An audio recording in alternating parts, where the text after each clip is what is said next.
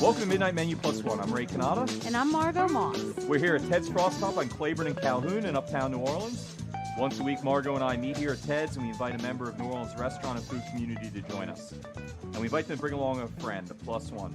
And we never know who their plus one's going to be. Sometimes it's a friend, a neighbor, a masseuse, a family member, a fellow restaurant business colleague, whoever it is. But in just a few moments, we're going to be talking with our special guest.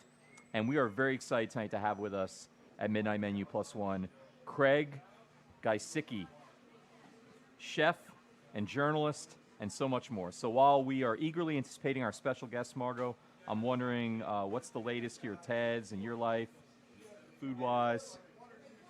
Well, You got a big day coming up this week, right, at Ted's? yes. The Travel Channel is coming. Very cool. We're very excited. It's a new show, and I don't know if I'm supposed to say what it is. I might be. And when in doubt, I leave could it out tell then, you, yeah. but then I'd have to kill you. Right. So, but it's the Travel Channel, and Grand there's Saint a said show about hamburgers. I can say A that whole much. show about hamburgers? Yeah, they're just filming for our Lotto Burger. They're filming us. I think in your Lotto regards to Burger's Lotto worth a whole Burger. episode, definitely. I don't think we'll be the only hamburger Okay. on the show. Okay. But apparently the host loves the Lotto Burger. Okay. So I'm very excited. And Mr. Ted Sternberg, who started Ted's Frost Stop, Wow. is going to be able to join us. So And he's like 87 or something, 84? yes. But he's climbing ladders and doing all kinds of stuff. Yeah, it's really, we're really excited that they want to do this, and I will tell you more about it. It will be Our out next show. Next show. After it's over. Details, yes. All right. And that'll be before it airs probably anyway, right? I mean, it's not going to air right Yeah, away it on won't- Travel Channel. They're going to For a tape it. couple months. Couple months. Okay, that's good. We'll definitely want to hear more about that. How is anything? I can't remember. I eat so much. Well, today what did I have for lunch that was so good? Oh, St. James Cheese Company. I had the amazing steak and blue cheese sandwich with the side salad. I don't know why anybody would get the chips instead of that salad. That salad's so good. And it was extraordinary. And I got an idea for making my own macaroni and cheese. I went up to see what they do, and they won't tell you what kind of cheese they use. It says a mystery blend of cheeses because they know people will copy it. But I think I figured out roughly what kind of cheese it is. I'm going to try it at home. I'm sure it's not going to come out like theirs. Because they have amazing mac and cheese. It's like in the top 2 or 3 greatest in the universe. Well, I would imagine that. I've never tried it, but I mean, they're a cheese company. I would think that. Oh, looks Craig's like here. And you know what? We've said his name once, his last name, and I think that's all we're going to do because that's a hard one. Can what you say it nationality for is us, that? though? It's Bohemian. Bohemian, literally Bohemian. Yes.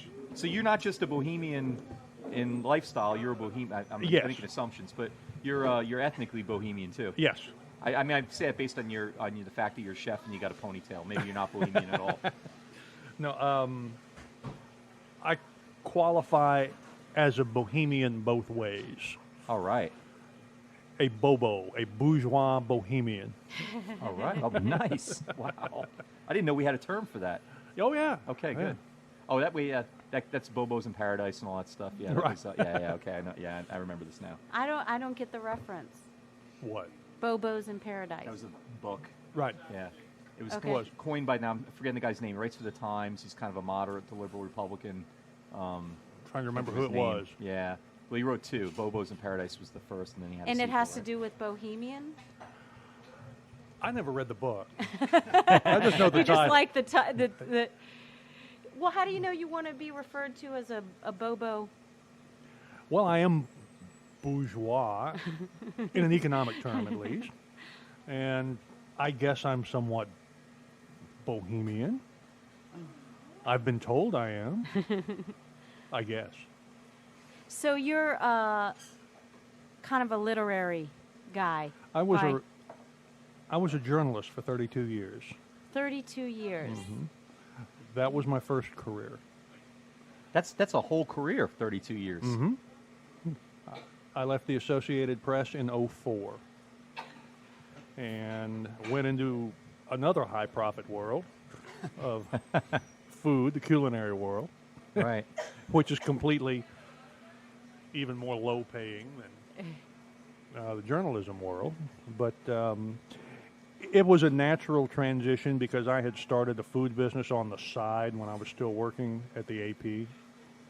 And so when my wife and I split in '04, I figured, well, if I'm going to go full-time with the food business, I may as well do it now. Was this a way to escape alimony? Is that why you were trying to get your income down low so you didn't have to pay us anything? I You wish wanted- I'd have you wanted thought of to that at the time. That was not an issue. It was a very amicable split. Oh, nice.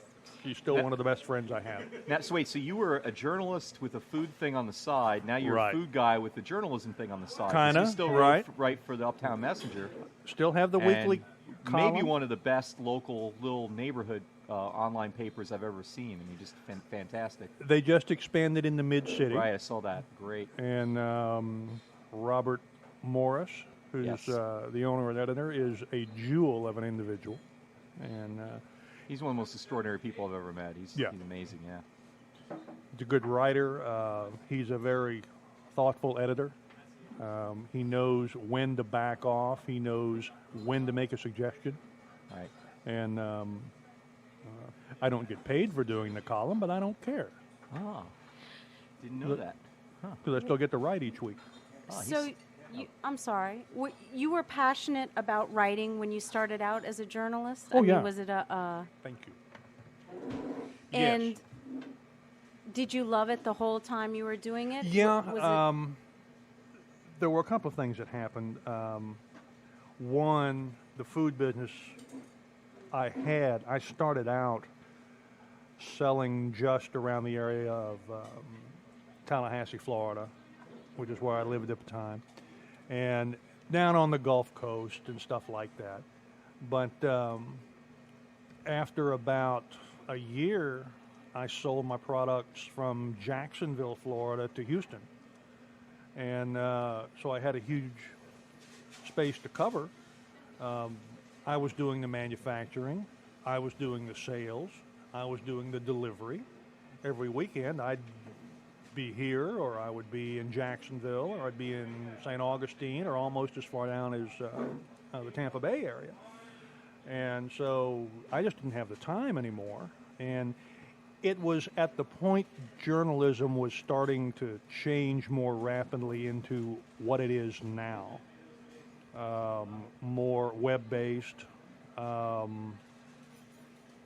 When I went to a journalism conference back in the mid-'80s somewhere when I was with UPI, we had a seminar where the presenter projected far into the future in the year 2000. People will choose their own news. They won't have to rely on an editor, or they won't have to rely on a presenter or an analyst or anything. They'll choose their own news on the internet. And we all thought, no. I was going to ask you, what did That you ain't think gonna of happen. that? Yeah. But it did happen, and a lot of us who had been in the business a little longer were frankly uncomfortable with the change. Yeah. Some of them who, a few years older than I am, took early retirement. They didn't want to adjust. This was a change at AP, you mean? Generally Generally in the industry? all of journalism. Oh, okay. The AP was and is a bit more traditional in a lot of ways. It operates more conservatively. So there was a place for us at the AP a little longer than at other news outlets around the country. Okay. So I decided now's a good time to go. Now, weren't you the AP bureau head or something like that in Florida when the No. 2000 election Bush Gore thing I was happened? the broadcast editor in the Tallahassee bureau. Okay. Tallahassee is a great small city. All the public schools are good. It's a great place to raise a family. It's, I guess, 100 125,000 people in the city itself. Huh. But it's also the capital of the fourth largest state in the country. Right. So everybody had to come to Tallahassee for one reason or another. And in the presidential election of 2000, we were the epicenter. And I mean, the whole world was looking at Tallahassee because Right. that's where it was and decided by, 100 votes or whatever it was in Florida, and it was all that controversy. Right. Yeah. and it all had to go through the Capitol complex. It was just a couple of blocks away, and as broadcast, as a guy in charge of broadcast wire, all the broadcast stuff, the copy, came through me. So I made the calls on the stuff that went in the stories and things like that. So basically, you're taking credit for Bush getting reelected? Is that Not it? on your life. Not on your life.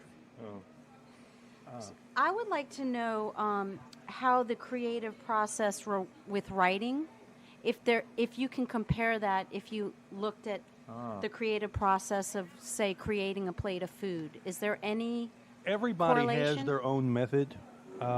Mine is best described as seat of pants.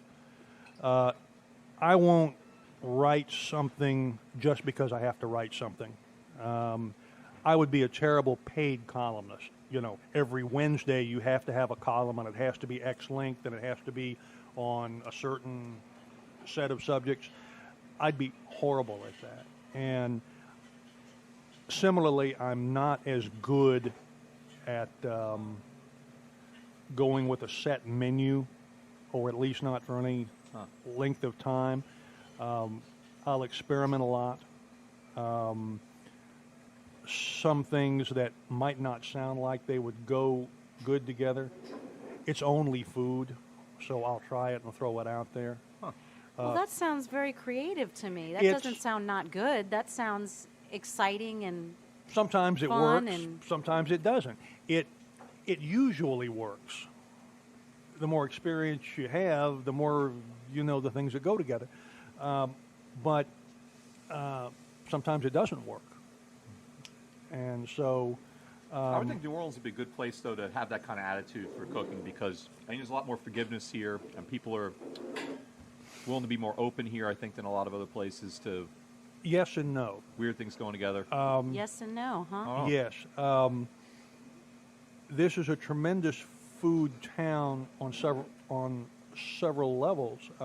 One is the overall cuisine and preparation here is so good, no matter what's being made, just because of the expertise. On the other hand, I think way too many spots, especially the closer you get to the French Quarter, are too tourist oriented.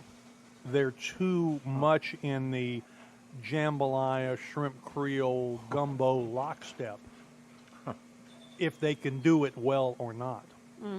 And I think that while this is one of the great food towns of the world, and I don't think anyone would argue that, the food palette here in New Orleans is not as broad as it is in a lot of other towns of similar size. Interesting. I can find a broader array of foods, a wider spectrum of food in Dallas or Atlanta or Houston.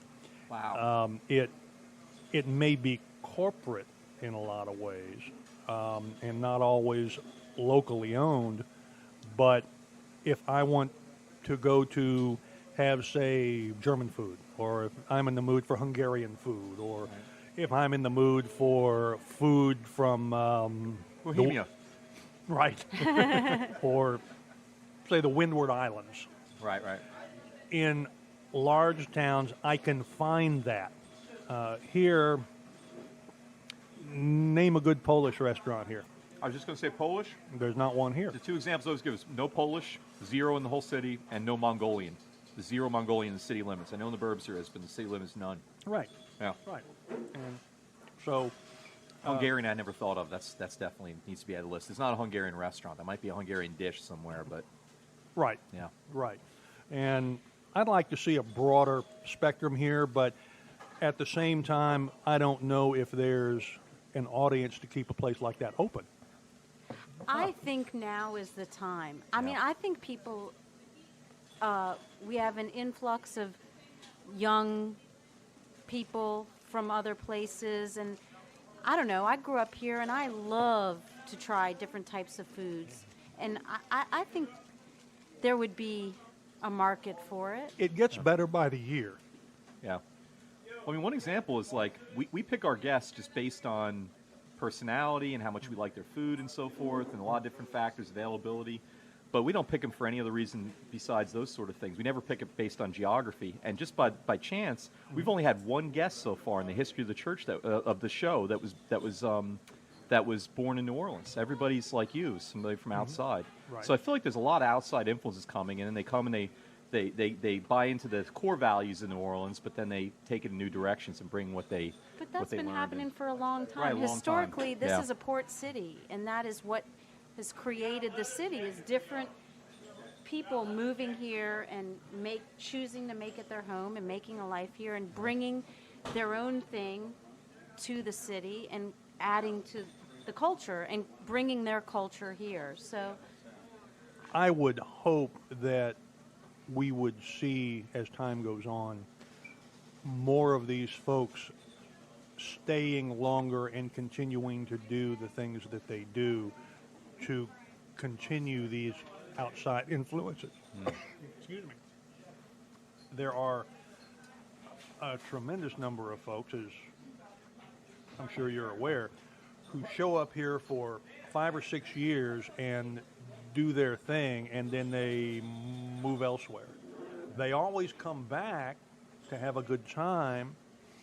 They may come back to live after they retire, but they stop doing the things that made them unique. They had to go elsewhere to make a living at it. And I think food is one of those things. I don't know of a region that is more stuck on its own regional food than South Louisiana. So you go to Texas. Texans love their Southwestern stuff, but if they have a party, they're less likely to serve Southwestern stuff at their house than try something new. Here, golly, you're having crawfish boil here. Or more generally, I would say. yes. I don't know. I mean, I don't get invited to a lot of crawfish boils. I mean, I go to one a year, you know. Really? Our church has one, and, you know, it's fun, but that's about it. But I don't know. Maybe I'm just curious. So you've been in New Orleans? Since '04. Okay.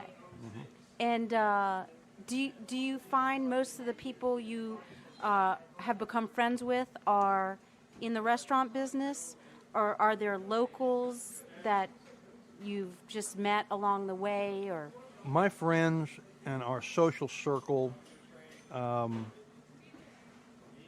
is the 3 A's.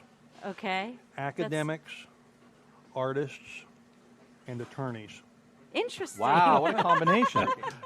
I don't know hardly anybody, Who's not an academic artist or attorney? well, who I hang out with on a regular basis, Why the attorneys thrown in there? Just who's in the food for business. balance? It just turned out that way. All right. I like that. Is your That's wife an pretty attorney or balanced. something? Or? No. Wow, that's amazing. She's a chef and an artist. Wait, now your plus one is here now. Yes, and this so is we'll have to Hirsch. pause for a second to meet your plus one. Who is it? This is Hirsch Kasten. Welcome. Okay. How you doing? Tell us about Hirsch. Why'd you bring Hirsch tonight? Hirsch is a musician, and a very good one. And his band has a new CD. That's not why I decided to choose him, but that's one of the things that makes him interesting. And he's also been a customer of mine for a long time. I appreciate that. He's a devoted and I fan go of the back show, away. too. You've been here how many times for a show? I think I've seen maybe half of your shows. I was going to in say at person. least, right? Yeah. It's different on this side of the mic. Now, you can be honest. Hirsch was supporting the show tonight and came in with his family, but you didn't originally intend to bring Hirsch, right? We gotta be honest here. Yeah. I know we're gonna get to know. Everybody's gonna get to know about Hirsch, but Now pinch hitting for Kim Giesecke. Right place, right time, baby. All right. My wife was supposed to be here, my wife Kim, but to use a Texas term, she is stove up. Oh, She's on the couch at home. Stove up. Her back is Stove frozen up. up. So we're she sorry sends to her hear regrets. So hopefully she'll be a little more flexible tomorrow, All right. especially because this is our anniversary today. We've been married, Whoa! married 7 You're years. today. celebrating your anniversary by coming on our show together. Exactly. Thank you so much. Wow. Thank you. That's a first. But it didn't happen. Congratulations. And we should say about Hirsch, in this restaurant packed with people, as it always is, Ted's, people outside the door, lining up outside the door. Of all those people, you picked Hirsch as the most interesting person you could find in Exactly. the restaurant. Exactly. So that's pretty cool, too. And he's not an attorney. And Actually, You're an attorney? He's an attorney and an artist. He's two of them. Are you an Yes. academic, too? Do you ever teach? it's been a very long time. You did? See? When I was He's all three. When I was a young teenager, I taught computer classes to even younger teenagers. That wouldn't make you an academic. That's more no, of a... it's, no. Yeah, I but- did teach. Yeah, but you hit the trifecta. That's good. Yeah. That's pretty That's good, impressive. see? And you didn't even know that about him, really. You And only I knew think one I think one of the No, things I learned in law school is I'm supposed to have a little disclaimer now that my law degree is on inactive status. So I'm not giving any advice. Don't anybody act on my. So nobody call in and ask some technical question. Absolutely not. They'll sue based on his professional status. Yeah. That's right. Well, I Hirsch did said not it. know you Must were be an true. attorney. I'd never. You learn something new. I had. It's kind of like you can't get in a fight if you're a black belt, right? Because if you hurt the guy, then you're in trouble. That's right. So if you give any quasi-legal advice on our show, Very dangerous. yeah, it's dangerous. Okay. I had. We'll keep that in mind. Never thought to ask what you do. See, that's one of the things I really like about New Orleans. Yes. Right. Now, see, my business is mainly in Florida and Pennsylvania. I'm in the real estate business, and I don't have any business in New Orleans. And one of the things I love about going out here is that I'm friends with people all over town, and I think half of them don't know what I do for a living because we talk about Mardi Gras, Everything else. we talk about music, we talk about food, Right, right. and we talk about whatever, we talk about where we're going to eat next, the next restaurant, right? Yeah. But who wants to talk about what they do for work? Well, that's an interesting point. I've noticed that in New Orleans. It's so different from where I'm from. Your work status, it matters to people, but it's so much lower here than other places. It defines you everywhere else. You are Right. what you work, And in New Orleans, it's not that much. I mean, I have lots of people like that in my life who I know pretty well. I run into them all the time. I talk to them, and I can't tell you what they do for a living. Mm-hmm. And I think that's kind of neat, actually. Me too. It's Yeah. one of the things I love about this town is that it's not all about work. Yeah. I mean, there's a place for it, but yeah. I hate to make it about me, but I just have a funny little thing because Hirsch Katzen and my husband Dan Weiner are in the band Coot together. Oh. And Coot is in our jukebox. We took out a CD, and we're excited to have Coot in our jukebox. But also, I was just going to say that when I first met my husband, he said, "So, what do you do?" And I really didn't think that meant, "What do you do for a living?" Like, he's like, "What do you do?" And I'm like, I not was much like, on a first date. I work on. I'm like, I work on being happy every day, and I'm doing a lot of interesting things. And he's like, "No, I mean, what do you do?" And I'm like, "I don't know. What do you mean? What do I do?" Like, I didn't realize that's how he associated identity, I guess, when I first. So I do think that's true. I'll tell you, if this show survives and we go on much longer, I'm going to find out all this stuff about you earlier. Every show you reveal like another little sliver of that first few months of you and your husband. That's great. I like that. Well, She looks that's back a on quick it so question, right? fondly. no, not book of questions yet. Oh, because you but picked it up. That's what I thought you were doing. it's a security blanket Oh, okay. for when we get there. Wow, you may be the only one in America that uses the Book of Questions for a security blanket. Some people have the Bible, they have the Rosary, they'll have something. You got the Book of Questions. A locket from the grandmother? No, you. It's because I don't smoke anymore. What's your It's keeping my security hands blanket, busy. Craig? I don't know, bottle of bourbon. I was thinking the Offbeat magazine for me. Offbeat Magazine's your security blanket? Yeah, you get it each month. You flip through every page, you Right, see what's right. going on. I mean, it feels good having it in your hands. Mine is Smithsonian Magazine. There you go. It arrives, and immediately I feel more worldly, more comfortable, more in touch. So, yeah, I like Smithsonian Magazine, so I understand how you feel about that. Huh. Well, I would like to know a little bit about your restaurant days. And when Hirsch, you had eaten at his restaurant? Sure, I've been a fan of Craig, and the restaurant's called Janita's. I first heard of Craig through his blogs after Katrina, and I was looking for on-the-ground information about what was going on in town, and I was getting exposed to blogs, and I got exposed to Craig's, and he's a writer for a living, so he writes a good blog. And I just ended up being one of the nameless strangers that would check in with his blog. He didn't know me, but I read it regularly. And so I heard that he had this restaurant on Magazine Street, and when we moved back to town, my son Miles and I used to go there for breakfast. They had pancakes. And the great thing about Janita's This is when it was on Magazine near Jackson. Was it New Jackson? It Near the was one-way part. that last one-way block of Magazine Right. as you Like head 2 out or of 3 town. blocks past Jackson, right? Between St. Mary and St. Andrew. Right. So in addition to good food and friendly staff, the pancakes would come out with their signature animal cracker standing in the pancakes. So big hit with kids, and so That's your version of Happy Meal. Exactly. Every plate came with an animal cracker. Yeah, I remember that. And so one day that'll be revived, I hope. What's stopping you? I'm in the middle of a project right now. I'm working as a chef at Rouse's on Carrollton right now.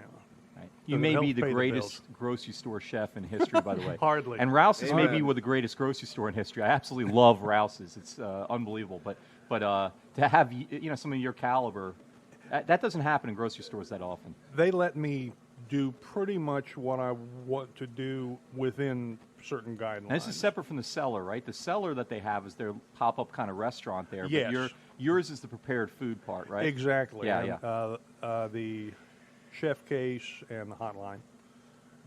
And that's fun. But I'm helping some friends assemble a new bar and restaurant in the Warehouse District. Oh, what's it called?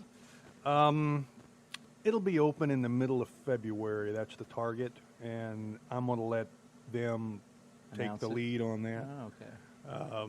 Because That's it's exciting. They found a nice space and cut it back to the bare walls, and it's being completely redone. It's an area that's familiar to a lot of New Orleanians, but I'm just helping them assemble the kitchen and stuff for now. Great. Can I tell one story about you? I just got to get it Yes. over with, otherwise I'm going to be distracted waiting for my opportunity to tell the story. Sure. I eat a lot. I don't know if you know about my eating thing, but I eat a tremendous amount, and a lot of different places, right? And I can say I've only had one mystical experience while eating, and it was at Avenue Pub, eating St. Chuck Duck. Now I don't know if it was the beer, if it was the night, the beautiful weather, but let me just tell you this though. I have a, eating's not my profession. This is what I do, but I have another job and it involves religion, and a parishioner was asking me this very sophisticated question on baptism that normally I would love to answer. I was unable to speak. I lost all control of my senses while eating St. Chuck Duck. I got tunnel vision. I could barely see. I could just see the sandwich. I could just see the caramelized onions and the apple and whatever else was in there, and the duck. And I also had a side of the blue cheese stuffed apricots, which were amazing The too. Buddha's Temptation. Yes, but you know what? That's the In stuff, comparison, maybe it was the combination. I don't know, maybe it was like a chemical reaction between the two. But I seriously, like, I couldn't hear anything. I couldn't see anything. It was like I was a little nervous even, and it was to the point where I preached on it the next Sunday. I mentioned your sandwich at length to people in about 5 minutes in the sermon, but I also never. I went back to You Avenue mentioned Pub. the food in the sermon. Oh, without a doubt, I gave a blow by blow this whole thing. It's not the first time, but it was a memorable illustration. But From his mouth to God's ears. Yeah, there you go. Look at that. But here's the thing. I went back to Avenue Pub a lot because I like it, and I got your food again a lot the whole time you were cooking there. But I didn't get the St. Chuck duck again because I was afraid it would never match that experience. I didn't want to come down from the mountaintop. You know what I mean? I wanted to stay there in my memory. So it was almost a victim of its own success in my life because I couldn't eat it again. I've had one in my life. If you start making it again, I'll never eat another one because I'm afraid We it'll will be never making match it again. It was such a magnificent sandwich, though. Thank you. I'm complimented. Yeah. I mean, it comes from me, which I don't know what I'm talking about, but I Both can just tell those you my items experience. will be reappearing soon. Great. So I'll let you know. Awesome. And I ate your food at Rendon Inn, too. That was great, too. It was just in a bad location because it was hard to get to for a lot of people. Awful location. Rendon Inn's been there since 1933 or something, And it was right? great before Katrina because it was college hangout and folks had gone there for generations. And but it was closed for a couple of years and got wrecked in the storm and out of sight, out of mind. Yeah, honestly, I forgot about it. Mm-hmm. Because you I don't mean, drive I didn't- past I- it, really. I- It's not I on a main didn't- drag there, is it? Yeah, I didn't for me. realize it had opened up again because. Nobody realized it had opened up again. But I'm so sad that I missed the opportunity. But something you're gonna move on into another.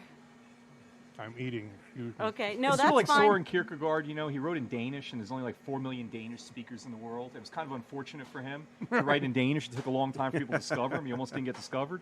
It's sort of like that, It's like you're making this great food, but it's at the Rendon Inn. Not to slam the Rendon Inn, but just the location.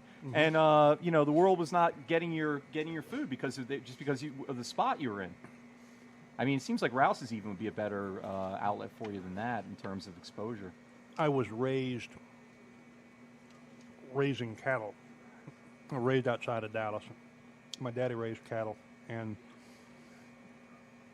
if you've ever watched cows go from point A to point B, they always follow the same path, and there's little cattle trails all over through the woods because they follow one another and they wear a track in the road or on the ground. A lot of us are that way when it's time to eat. We get stuck in a rut. And I'm as guilty as anyone else. I used to work at Dick and Jenny's. All right. And Love when that. I'm in the mood for that kind of food, I go to Dick and Jenny's. Now, there are half a dozen places that have a similar menu that is just as well prepared. Some of them are closer to my house. But when it's time to eat, I go to Dick and Jenny's. And I need to try these other spots. Right. And I think most of us get in those same kinds of ruts. Yes.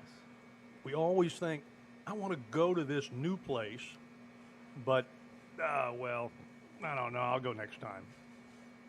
Well, except for you. That's been one of the things I've enjoyed about listening to this show over the past few months is that it's been a heads up to check out places I haven't checked out. And for me, hearing the chefs talk on the radio has really piqued my interest in wanting to go to the place. We went to Cowbell and we went to Dominica as a result of that show. And Wow. Okay. we've been to a few of them. Neither of those. Yeah. Yeah. We've only had great food so far on the show. We haven't had a guest yet that we don't like the food. It's been amazing. I think it's time for book questions, isn't it? Yes. This is your moment, Margot. No. Now the pressure's on. This is the goofy part, but I It's would my like to favorite. ask y'all a book of questions. Here, would you do it too? Would you No, do it I at your didn't mean to favorite take part? it from you. No, No, this no. is yours. This is Because your thing. no, it's not. Come on. This is her. But no, this because a compliment. while you're you give Ray your favorite number. You pick your favorite number between 1 and 217, and he pulls out of this bestseller. I'm sure you've in Yes. your pursuit. Yes, I have seen the book. We ask you the question. So, what is your favorite number between 1 and 217, or your least favorite? 146. I don't think we've had that one yet. Okay. And while he's looking it up, he's too quick. All right, go ahead.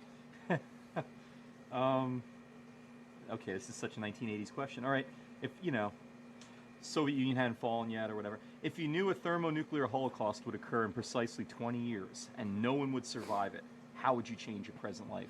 I wouldn't. You wouldn't change anything. No. All right. No. Look, that deserves. I love that. Not one You iota. thought about this before. Okay. They asked Martin Luther what he'd do if the end of the world was happening at the end, and he said, "I'd plant a cherry tree." You just go, you do what you do your duty. You just go on and move. Right. Act as if it's not happening. I don't know if that'd be me though. Huh. Hirsch, you Well, gonna yeah, pick a number. number? Or I you gonna pick a answer number? the same? Yeah, you can't do the same one. No, Yeah. no, we gotta give them. This is the only part of the show that makes me nervous. Has anyone picked 217 yet? I don't think so. We gotta go to the back of the book. Let's see. What does that say about you? Yeah. Do you like to read the last page of a book? Oh, this is a great question. It's gonna be really difficult though. This is great. Oh, great. This may ruin your life, your marriage, your career, but this will be really interesting for us. No, I'm just kidding. No pressure. If you were guaranteed honest responses to any 3 questions, Oy vey. who would you question, and what would you ask? Oh my God. You could ask him, yeah. My God, why? That's one, right? That's Okay. one. All right. Kind of cheating, but okay. Well, I'm just kidding. From you, I mean, that should be a good question, right? All right. Oh boy. I don't know. I might need some help. Is there anyone in your family that's deceased that you would like to know something that maybe would change your? It doesn't say they can't be. That's dead. an They could interest. be. That's an interesting way of putting it. Yeah, I often feel like when my parents or grandparents talk about their parents and their grandparents, it kind of saddens me that everything gets distilled down to just a couple stories. I'd love to hear my grandparents' impressions of their own kids, my parents now. I think that would be very interesting. All right. That's a good one. That's 2. You only got one more to go. That's technically 2 people. He said grandparents. Oh no, But come on. you got to give us another one. That's a good answer. Unless you would like to help, if you have one question. I have a question for Craig. Oh. How might a non-chef like me even get close to making a Buddha's temptation? I mean, A deep I fryer want to helps. make a reverend weep like this guy. How does one do that? A deep fryer helps, Ah, and they're cheap and easy to find. And aside from that, you just wrap the apricot with the bacon after you stuff it with blue cheese. It's easy. So do you think it's the design or the execution, or both? Both. Okay. Huh. I would ask Thomas Jefferson what they really meant when they put all this stuff together 200 years ago. What did they really mean? Are we getting it right? that whole militia and bearing arms stuff. That's part of it, but about the whole Bill of Rights. What are we getting wrong? What is being seen wrong now from what the intention was at the time? I want to know, just to shut a lot of people up, frankly. Right. End of that question. All right. That's a good answer. Two good answers. This is going back to what you were talking about, helping your friends out. But I was reading in the blog about you were talking about your experiences opening up a restaurant, and I'd like you to can you share a little bit about the beginning process and what that looks like and what keeps people from getting past that, and if you were mayor, what would you do to change that? If I was the mayor, I would give the same talk to the licensing and inspection folks that somebody gave the IRS years ago. That is, to tell them you'll get a lot farther and do a better job if you try to help people instead of trying to stand in their way. Don't just read rules. Help them to comply with the rules as much as they can. Encourage them, don't obstruct them. Okay.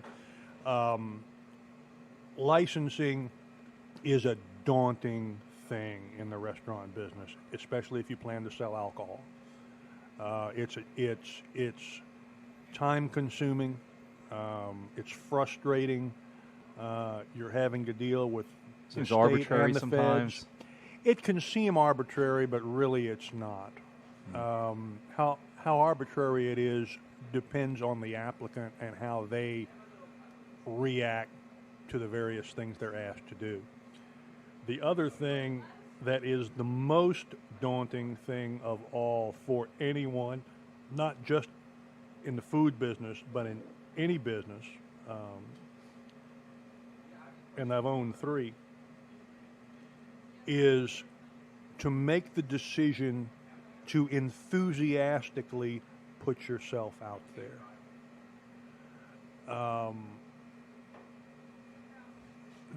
The hardest thing for, I guess, a singer or a performer or a painter or a poet or writer is to drop as much of your personal guard as you can and put yourself out there. And even if you're opening a shoe store or if you're an attorney or anything like that, there's still an element of that there. You have to want to be who you are and what you are. And a lot of folks just can't make that jump. And once you can, then everything else is a lot easier. Not saying don't be scared, because it's a scary process. But you have to push through that. Is that drive what was that part of your personality too when you switched from writing to food? I mean, do you think not everybody has the confidence or the ability to take a risk, or even though you were doing it on the side, but that's a pretty big change to make after a certain amount of time. Was your name on the byline of everything you wrote and so Yes. forth? Okay, Yes. so you did have that a little bit when you were writing Yeah. too. Is that something learned, or you think that It's something part of you? It's something observed and admired in others, and eventually you build up the self-confidence, or you get drunk enough, and you try it.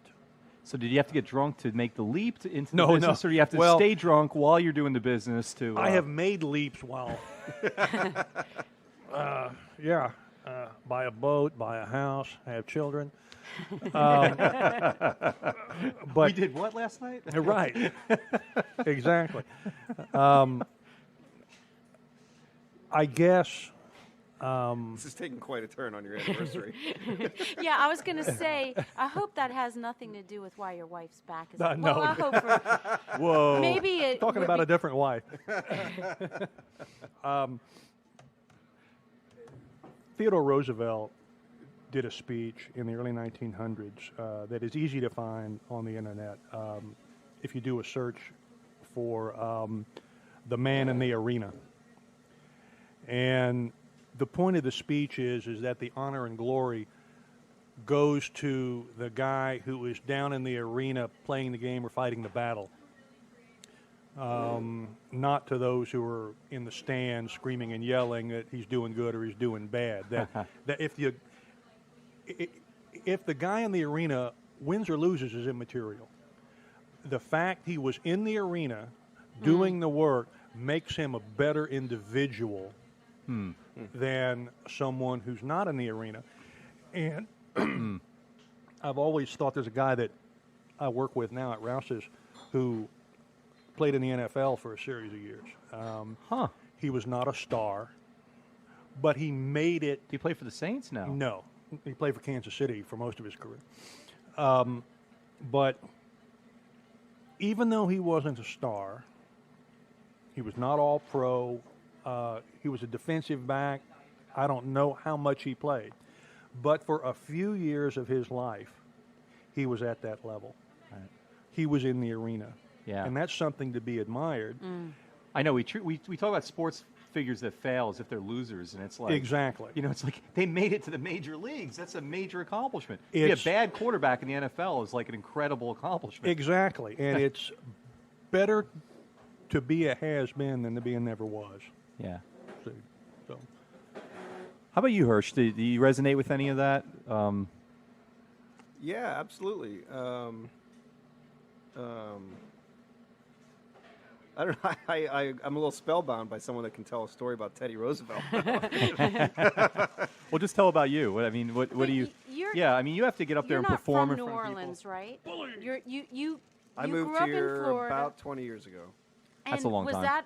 Was that? but I never went to high elite? school here, so I'll never be accepted. I know the No, feeling. come on. You're more. We love you. Really? But but all your business is in Florida. But you are choosing to live in New Orleans because why? You It's funny that every time I went to Janita's at the Rendon Inn, I always thought of this story. I mean, it's kind of. I think the reason I live in New Orleans There was nothing is else because to do, no one else to talk to.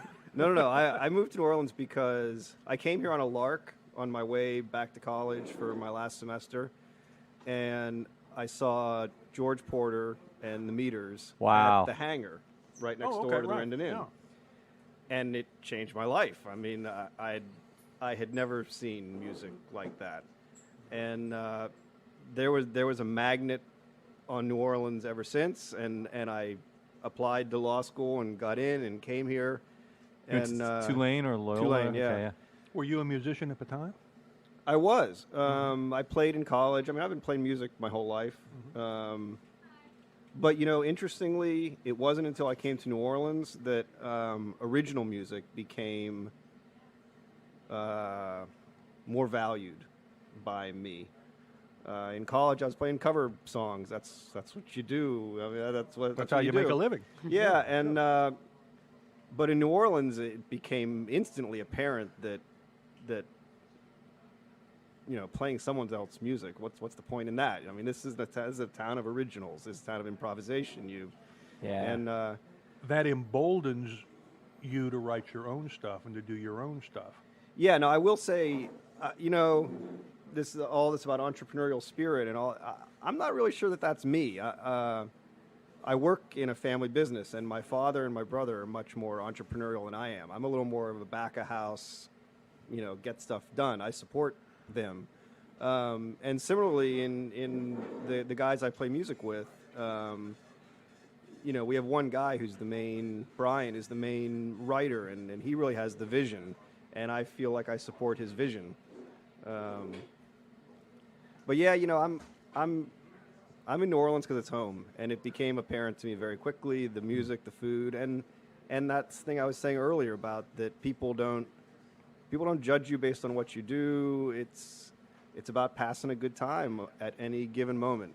It's about having good friends and good food and good music, and There are that's about times it. that I read, the crime gets high, or we've got another politician going to jail, or however, and I think life would be a lot easier in a town where the infrastructure all works and things are cleaner.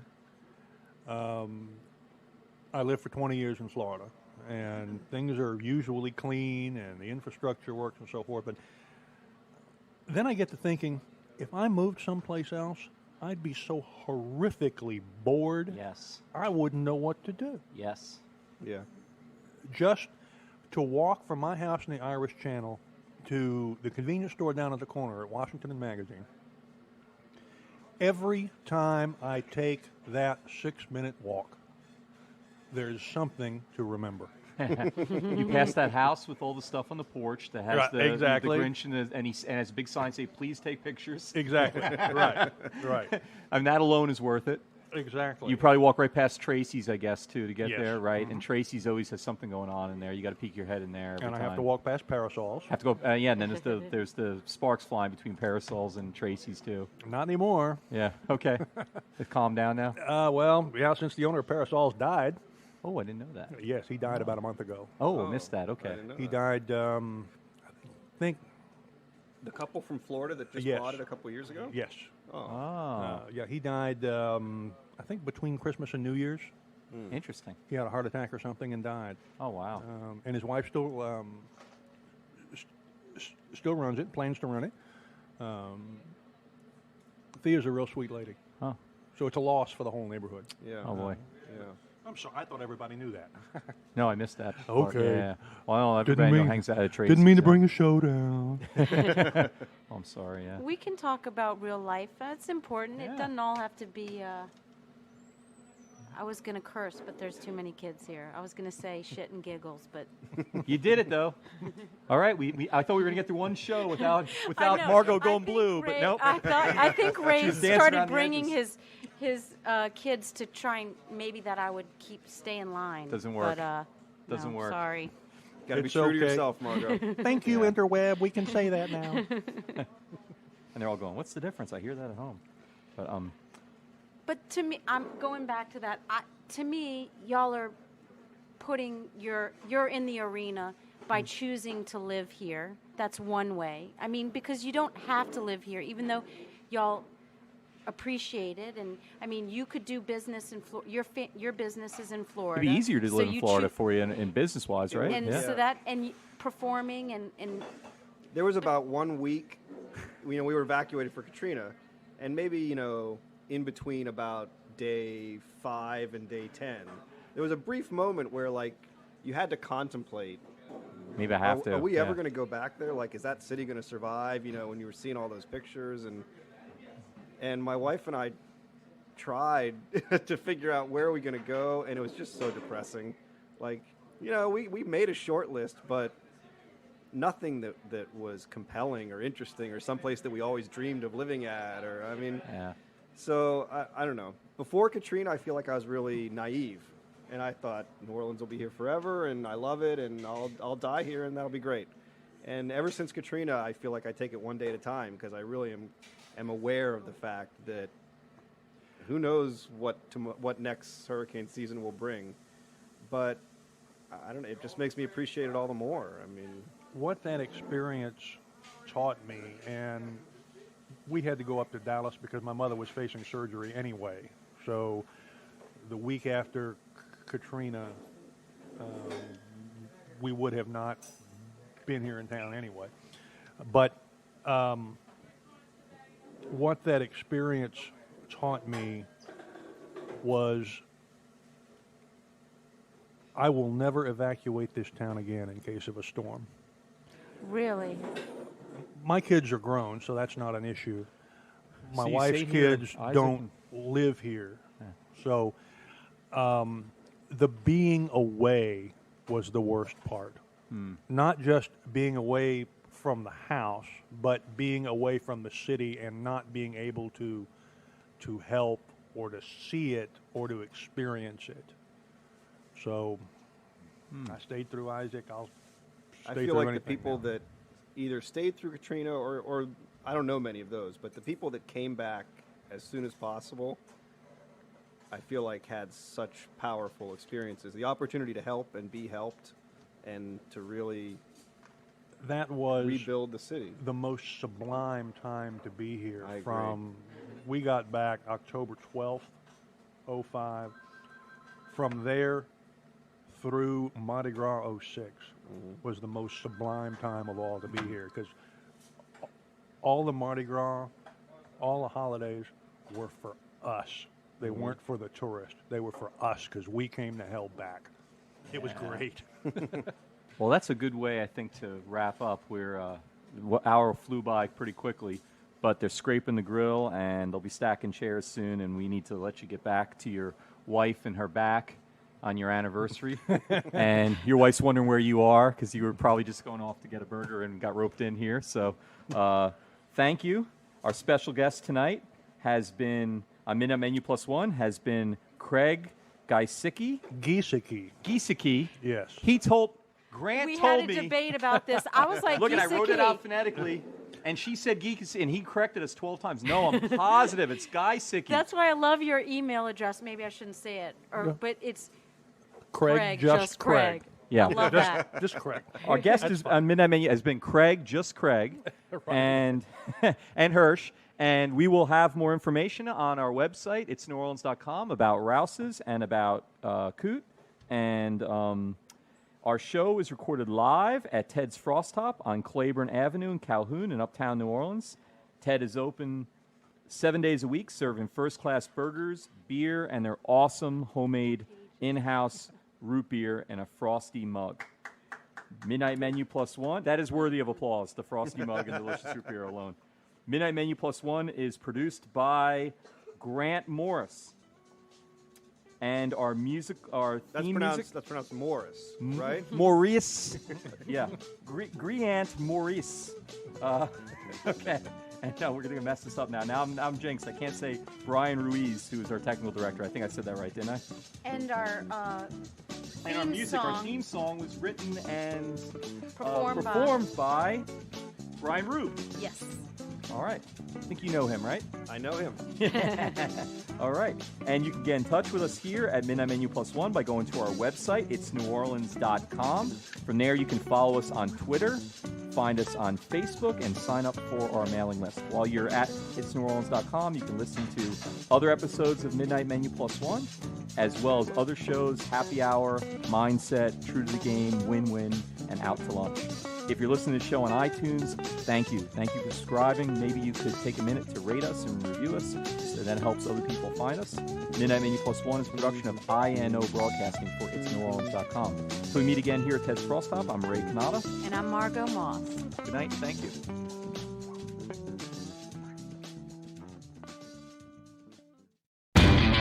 You know Labor Day signals the unofficial end of summer, but not the end of your outdoor projects. Lowe's helps you do it right and helps you save with Labor Day deals throughout the store.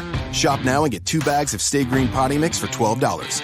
And keep your lawn looking neat and trim with a Craftsman 2-cycle 17-inch gas string trimmer, now $20 off at just $119. Whatever's still on your to-do list this Labor Day, do it right for less. Start with Lowe's. Offers valid through 8/28. Soil offer excludes Alaska and Hawaii, U.S. only.